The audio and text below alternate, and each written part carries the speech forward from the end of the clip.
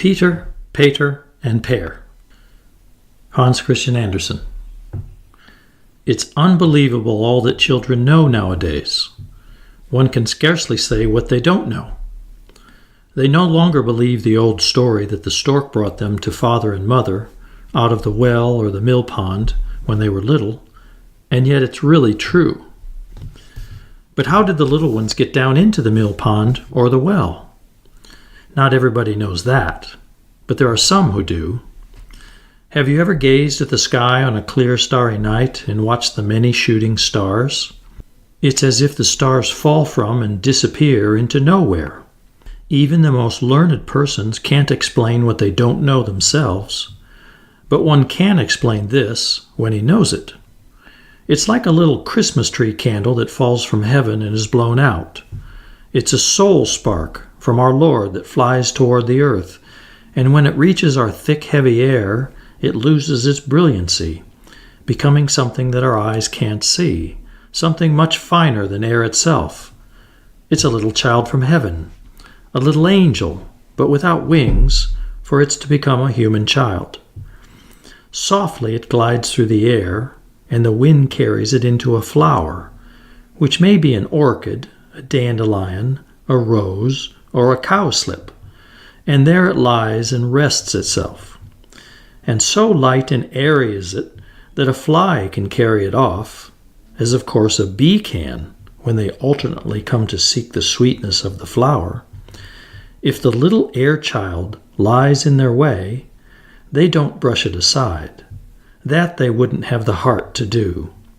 They take it and lay it under the leaf of a water lily in the sunshine, and from there it crawls and creeps into the water, where it sleeps and grows until it's large enough for the stork to see and bring to a human family that's been longing for a sweet little child. But whether it becomes sweet or not depends on whether it has drunk pure, clean water or has swallowed mud and duckweed the wrong way. That makes one so filthy. The stork, always without preference, takes the first one he sees.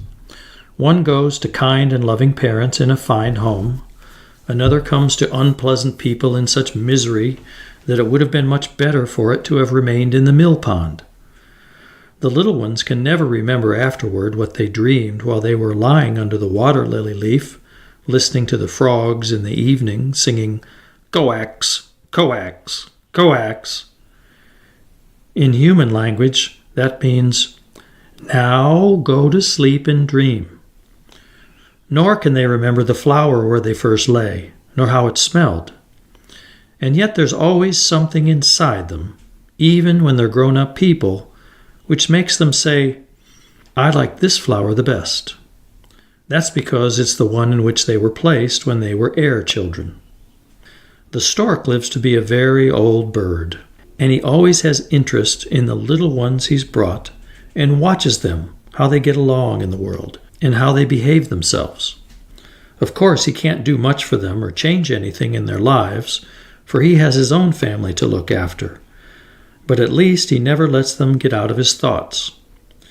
I know a very worthy, honest old stork who has a great deal of experience and has brought many little ones out of the water and knows their stories, in which there's always a little mud and duckweed from the millpond.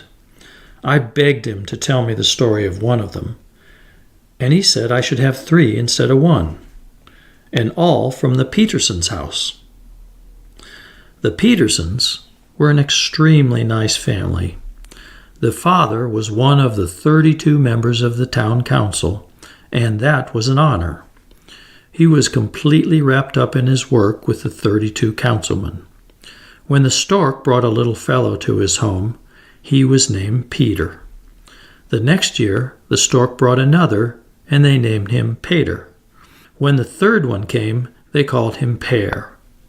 For all 3 names, Pieter, Pieter, and Peer, are parts of the name Peterson. So there were 3 brothers here, 3 shooting stars, and each had been cradled in a flower, then laid under the water lily leaf in the millpond, and brought from there by the stork to the Peterson family, whose house is on the corner, as you surely know. They grew in body and mind, and wanted to become something more than the 32 councilmen were. Pieter had decided he wanted to be a robber. He had just seen the play, Fra Diavolo, and that had convinced him that a robber's life was the most delightful in the world. Pieter wanted to be a trash collector, and Per, who was such a sweet and good boy, round and plump, whose only fault was biting his nails, wanted to be Papa. That was what each of them said he was going to be in life, whenever anybody asked them about it. Then they went to school. One was at the head of his class, and one at the foot, and one in the middle. But in spite of that, they could be equally good and clever, and they were, said their very clear-sighted parents. The three went to children's parties. They smoked when nobody was watching. They gained knowledge and made acquaintances. From the time he was quite small, Pieter was quarrelsome, just the way a robber ought to be. He was a very naughty boy, but his mother said that came from worms. Naughty children always have worms, or from mud in the stomach. And one day his mother's new silk dress suffered from his obstinacy and naughtiness. "Don't push the tea table, my good little lamb," she'd said. "You might tip over the cream pitcher, and then I'd get spots on my new silk dress." And so, good little lamb firmly took up the cream pitcher and firmly poured all the cream right into Mama's lap.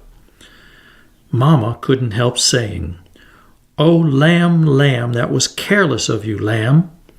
But she had to admit that the child had a will of his own. A will means character, and that's very promising to a mother. He might, of course, have become a robber, but he didn't. In the actual sense of the word, he only came to look like one, with his slouch hat, bare throat, and long, lank hair. He was supposed to be an artist, but he only got as far as the clothes. He looked like a hollyhock, and all the people he made drawings of looked like hollyhocks, so lanky were they. He was very fond of hollyhocks, and the stork said he had lain in that flower when he was an air child. Pieter must have lain in a buttercup. He looked buttery around the corners of his mouth, and his skin was so yellow that one would think that if his cheek were cut, butter would ooze out. He should have been a butter dealer, and could have been his own signboard. But on the inside he was a trash collector with a rattle. He was a musician of the Peterson family. Musical enough for all of them, the neighbors said. He composed 17 new polkas in 1 week, and then put them all together and made an opera out of them, with a trumpet and rattle accompaniment. How delightful that was! Per was white and red, small and quite ordinary. He had lain in a daisy. He never hit back when the other boys beat him up. He said he was the most sensible, and the most sensible always gives way first. He was a collector, first of slate pencils, and later of letter seals. Then he got a little cabinet of curiosities of natural history, in which were the skeleton of a stickleback, 3 blind baby rats preserved in alcohol, and a stuffed mole. Per had a keen appreciation of science and an eye for the beauties of nature, and that was a comfort to his parents and to him. He preferred wandering in the woods to going to school, preferred nature to education. Both his brothers were engaged to be married, but he could think of nothing but completing his collection of waterbird eggs. He knew much more about animals than he did about human beings. He even thought we could never reach the heights of the animals in the feeling we consider the loftiest of all, love. He saw that when the female nightingale was setting on the nest, Papa Nightingale would perch on a branch close by and sing to his little wife all night. Cluck, cluck, zee, zee, lo, lo, lee. Per knew he could never do that, or even think of doing such a thing. When Mama Stork had her babies in the nest, Father Stork stood guard on the edge of the roof all night, on one leg. Per couldn't have stood that way for an hour. Then one day, when he examined a spider's web and saw what was in it, he gave up completely any idea of marriage. Mr. Spider weaves his web for catching thoughtless flies, old and young, fat and lean. He lives only to weave and to support his family, but Madam Spider lives only for him. Out of sheer love, she eats him up.